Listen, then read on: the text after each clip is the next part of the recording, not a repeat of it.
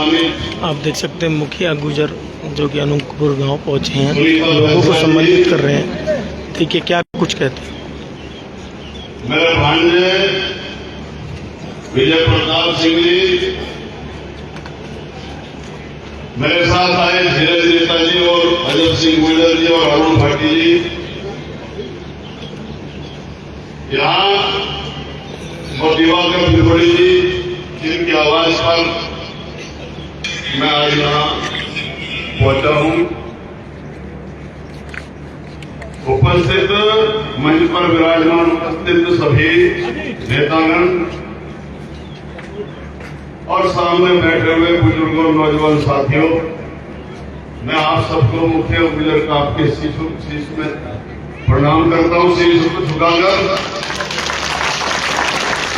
मैं रहने वाला तो दिल्ली के धरोहर का हूं, लेकिन मैं ज्ञान की धारा मेरठ में रहता हूं, क्योंकि मैं 29.5 साल पहले 2 बार लोकसभा का चुनाव लड़ा, वहां विधानसभा भी लड़ा और फिर जिला पंचायत अध्यक्ष मेरा बेटा रहा, तो मैं वही स्थायी रूप से बस गया। मैं इस मेरठ की ज्ञान की धारा से एक पैगाम लेके आया हूं आप लोगों के लिए, अपने परिवार के लिए। मैंने कई दिन से देख रहा था, लेकिन पहले तो मैं जूझ रहा था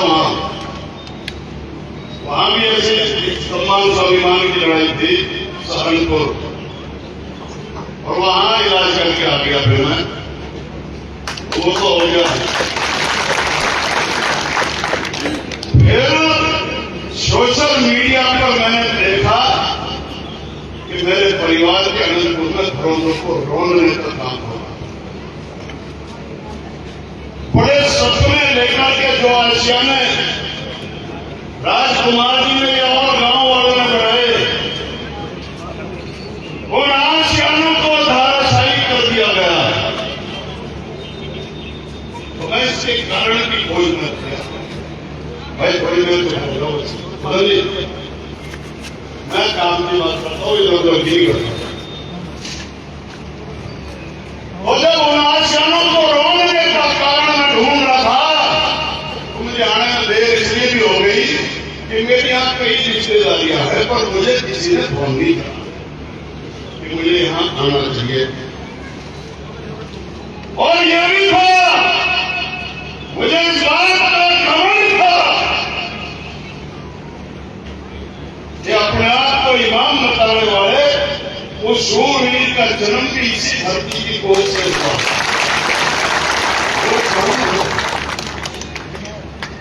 मुझे यह भी था कि देश की बड़ी पंचायत घर में आप लोगों का रखवाला जो आपने भेजा वो बैठता है अखिल वफादी को, उसने सवाल नहीं किया। लेकिन बोलने वालों में, सीखने वालों में सिर्फ एक ही नाम आ रहा था, विजय प्रताप सिंह, या फिर समाज के ये शूरवीर जो अपने अपने घरों से निकल के और आज आपके चौपाट पर कई दिनों से आ गए। मेरी बहन आई चल के जयपुर से, राजस्थान से, तो तैयारी कर रहा था।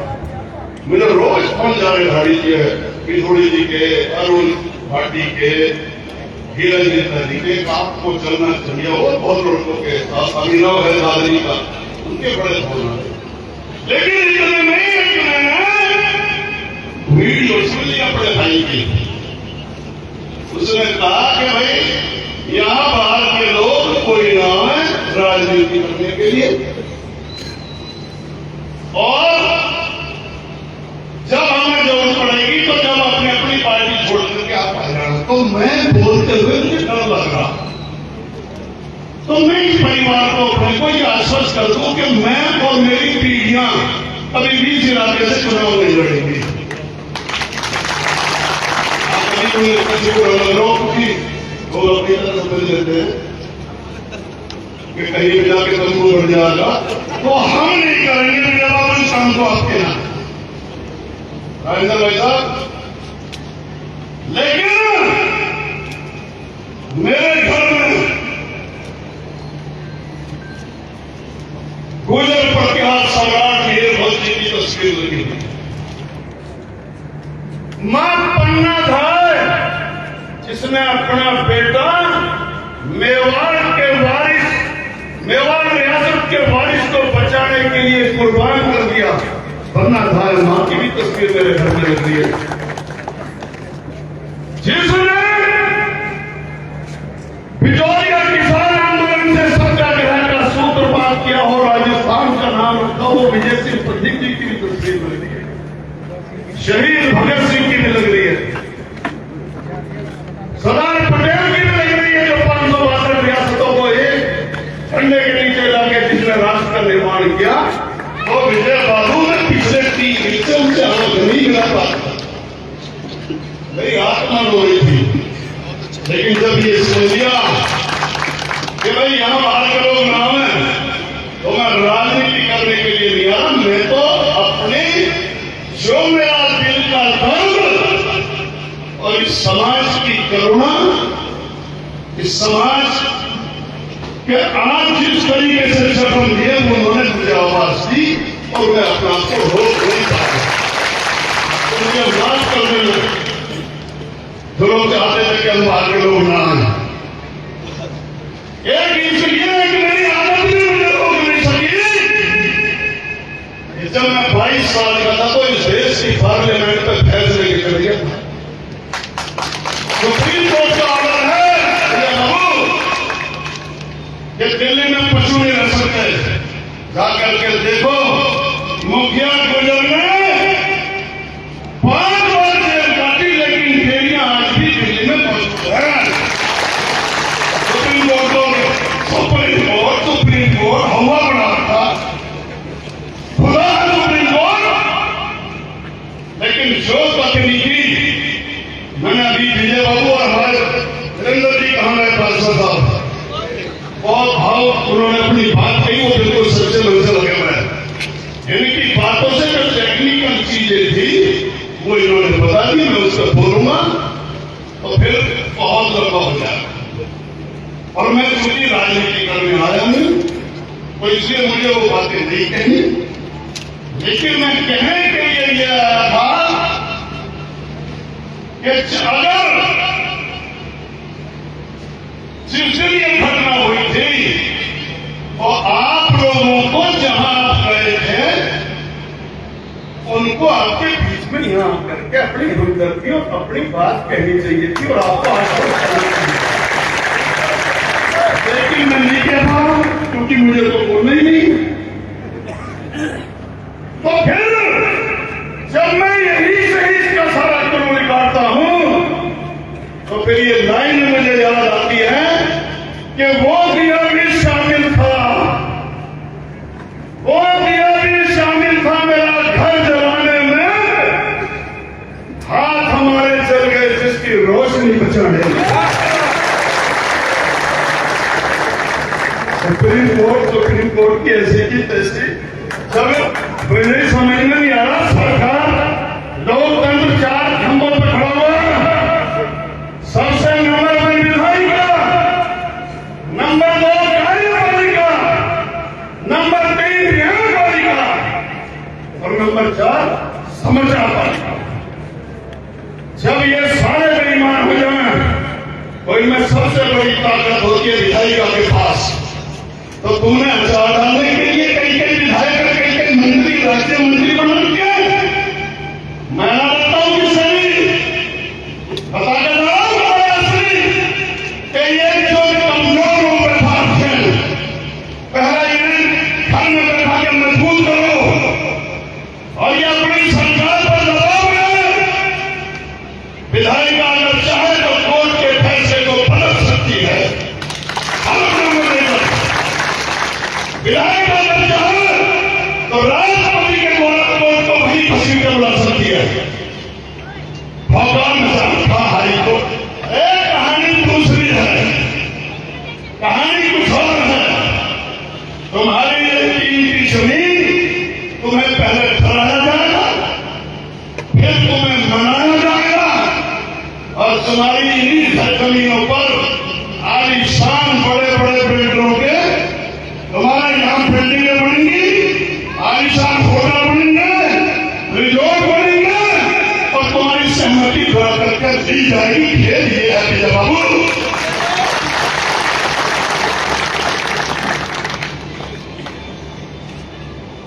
जब बहन जी को मैंने देखा तो मुझे कर्नल साहब याद आ गए। मैं 12 साल रह पाया कर था। 22 साल में इस आरक्षण की शुरुआत मैंने करी थी उस करके सन 2000 में। लेकिन इस आंदोलन की पहचान मैंने कर्नल साहब को की। उनके नेतृत्व में आंदोलन सड़क पर चलाया था। तो कर्नल साहब के साथ हम रहे।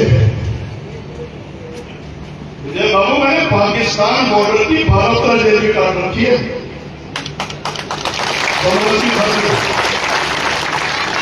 गांव की जेल में रहा, मैं 1.5 महीने तक जयपुर की सेंट्रल जेल में रहा। या समझते हो तो मैं वैसे उठा दिया, इनकी ऐसे की तैसी कर दूंगा। सारा कोई याद रखना चाहिए।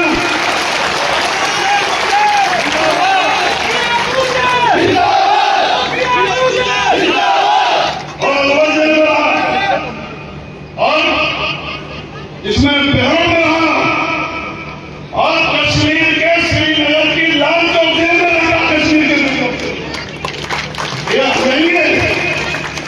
वो यदि कह रहे हैं कि 13 तारीख को रैली के बाद हम मकान बनाएंगे, नहीं, मकान का काम कब से निर्माण कर सकते।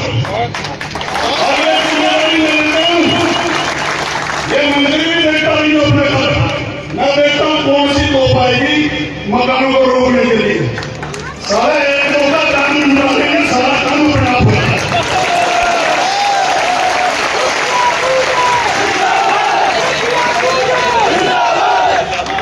जो काम नहीं कर रहा था, नहीं सोच रहे हो। लेकिन मैंने बहुत सोचे। दिल्ली की विधानसभा दिल्ली 1993 में चुना हुआ पहली विधानसभा था। मैं 21-22 साल का था। सुप्रीम कोर्ट का ऑर्डर कि कोई पशु मिलाएगा। मैंने कहा अच्छा। मैंने कहा हमारे खेतों में सुप्रीम कोर्ट, हमारे खेतों में हाई कोर्ट, हमारे खेतों में विधानसभा और हमारे खेतों में पार्लियामेंट, और ये ऐलान हमारे खिलाफ ऑर्डर। मैंने कहा जो कानून मेरे परिवार का बड़ा घोटा, मैं उस कानून को नहीं मानूंगा। दिल्ली की सरकार ये नियम नहीं बना पाई थी कि हम आंदोलनकारियों को कहां रोका करेंगे। जब मैं 22 साल का था, जी आप दिल्ली में रहते होंगे, मुझे द वाशिंगटन पोस्ट अमेरिका के अखबार ने छापा। तो मेरे नेतृत्व में भैंसवानी विधानसभा की डिवीजन हूं। तुम्हारी ऐसी की तैसी भी पूछ लो, मैंने क्या खुश कर देंगे तुम्हारी विधानसभा में। क्या उन्होंने ये 20 साल की नजर लिए थे। और रामचंद्र मिहूरी जी कौन से जनता दल थे, एक वो था कालू भैया ने नजर दिया। ऐसे 5-7 मैंने विधायकों से संपर्क करा। मैंने कि मैं बाहर हंगामा करूंगा, तुम विधानसभा में करो। ये रणनीति होती है, लड़ाई और रणनीति और लड़ाई जीतने की। ये नदियां की रोड़ियां धोड़ियां कोई भी कहती है वो हो गया काम। रणनीति बनाओ। तो जब मैदान छोड़ने के याद मेरा इससे पीछे जाओ। मेरे आंदोलन के बाद चंडीगढ़ अखाड़े के बाहर वो रोकना शुरू हुआ। मेरी बात हजम नहीं हो पाती है। काम हम ही करेंगे। तुम्हारा संदेश है कि तुम तो मतलब आराम पर सो गए हो। लड़ने वाले योद्धाओं में गिनती हमारी बात है। वो काम नहीं कर जाएंगे। और तो वो फैसला हुआ। मैंने कहा जाओ, और क्या है?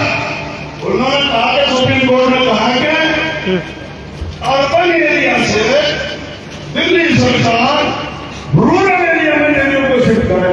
तो मैंने कहा तो लाओ जमीन दे दो। अब जमीन उस पर थी नहीं, मैंने फंसा दिया यही दूंगा। मन की तो जब तुम पे जमीन हो जा, हमारे घर खोल देना। उसके बाद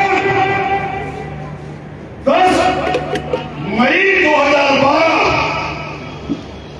डेयरी खोलने के लिए आए हमारे किशननगर में। मेरी पूरी फौज गई और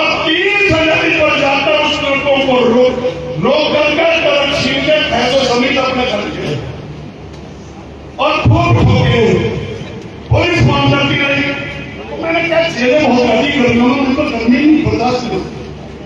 तो मैंने इंस्पेक्टर से यार रोज रोज क्यों मैंने तक ऑफिस से मैं कि जब तक ठंडक नहीं होगी मैं तुम्हारे हाथ नहीं होगा। ठंडक कब होगी? मैंने कहा जब बारिश पड़नी शुरू होगी मैं अपना आप सरेंडर कर दूंगा, मैं तुम तंग मत हो। तो मुझ पर प्रॉपर्टी डकैती लगी और मैं एक्ट भी ऐसा लगा जो मेरी पर्सनल से मैं साथ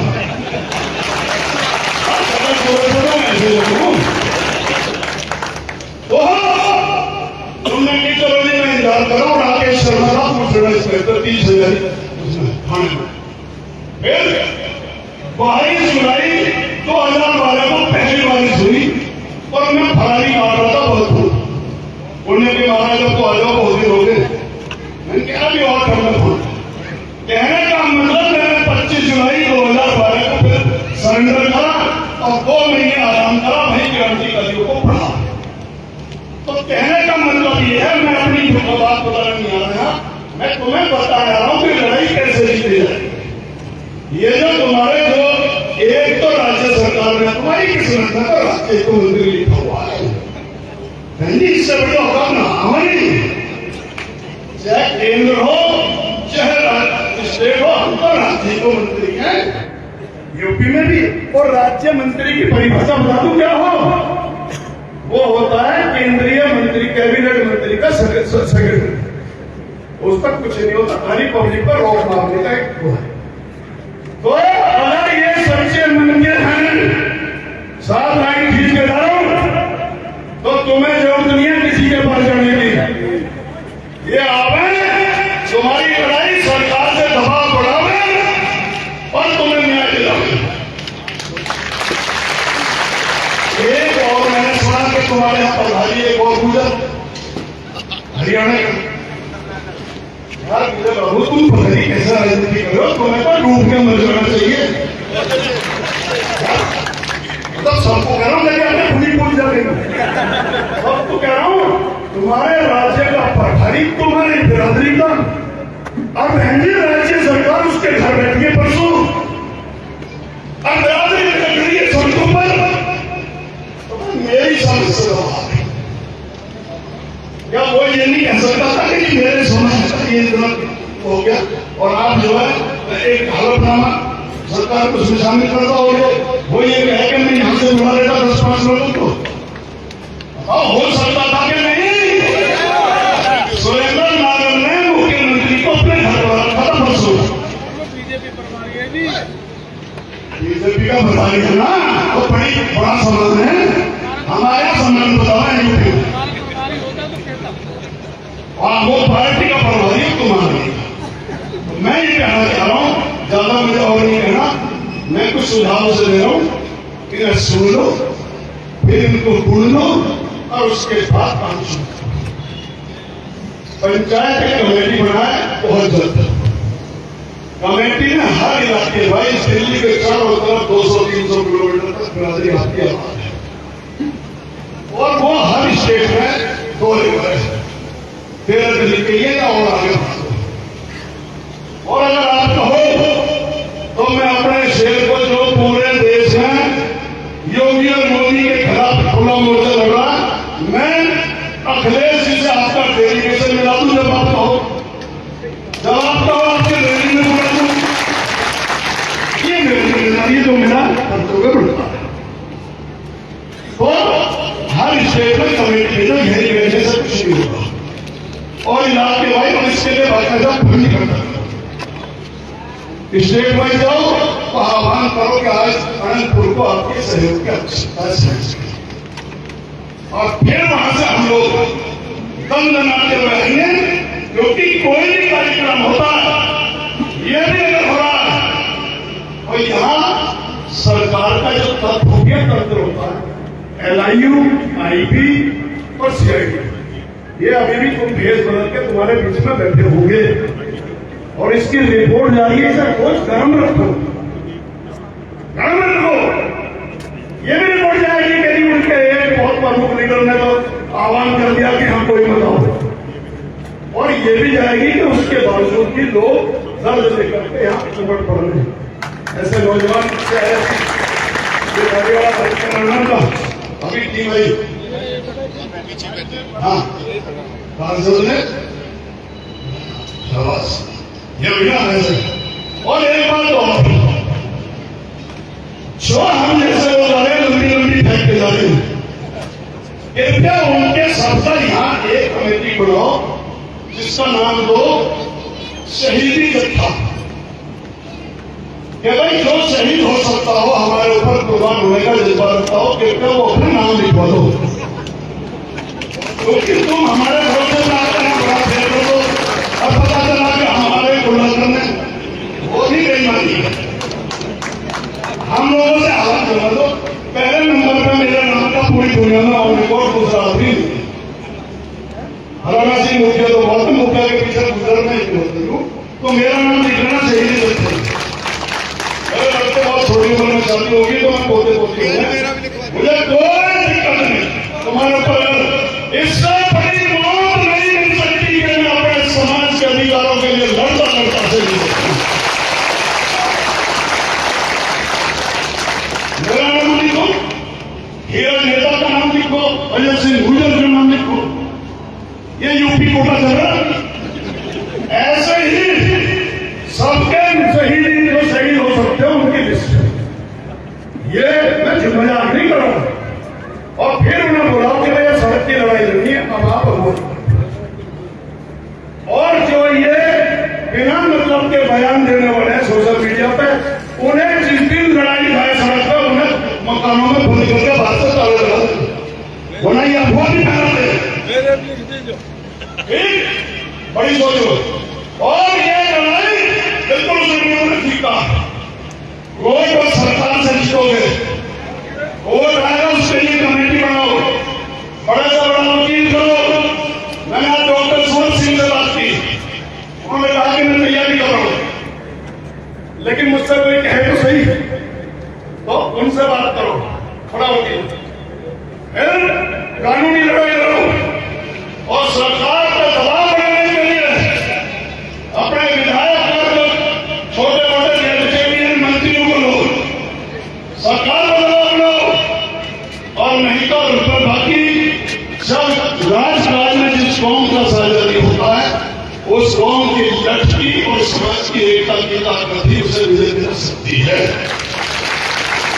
तो ये लड़ाई लड़ने के लिए दिल्ली में लड़ाई की तैयारी करो देश नहीं मेरी होना चाहिए बाबू दिल्ली में चढ़ाई का ऐलान हो रामलीला मैदान नहीं तो जनता मंडल और फिर लगना है ना अभी लड़ाई जीती बंदूक की जम्मू कश्मीर के बुजुर्ग की इन्होंने और लोगों को उसमें शामिल करने का ऐलान कर दिया ऐसी का लेकिन हमने वहां चढ़ाई करी जब जाकर उनका विकास दिया हो गया कि भाई चलो ठीक है तुम्हें नहीं छेड़ेंगे तो सरकार दिल्ली पे चढ़ाई करने की तैयारी करो और यहाँ जो आपकी टीम में भी कोई एक बात और जो हमने राजस्थान में करा रंजे अपनी बात भी बताते जो 70 साल से जुड़े हैं ऊपर उनकी और जो रंगून है उनकी लिस्ट बनो और जब हम लड़ाई लड़ते जाएंगे तो उनको आगे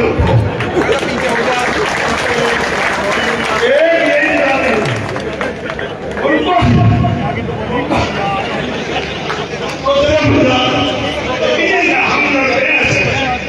तो जब हमारा कोई बड़ा शहीद हो जाएगा उसके नाम से चौक बनेगा नोट की लगेगी और और सरकार करेगी इसलिए मैंने तो भैया जो मेरा तरीका मैंने बता दिया और बाकी आपकी मर्जी जैसे करो हम तो जो है यहाँ राजनीति करने भी आए अपना दर्द साझा करने के लिए आए हैं। आपने मुझे इतने धैर्य से सुना मुझे इतना सम्मान दिया और हाँ कल से ही काम शुरू हो मैं बैठा रखने ले गया मकान में काम कर सकते हो और हम बैठे हैं यूपी वालों की जिम्मेदारी है तो तुम्हारा मकान पूरी तुम्हारा घर में बना देता हूँ बहुत बहुत शुक्रिया बहुत धन्यवाद।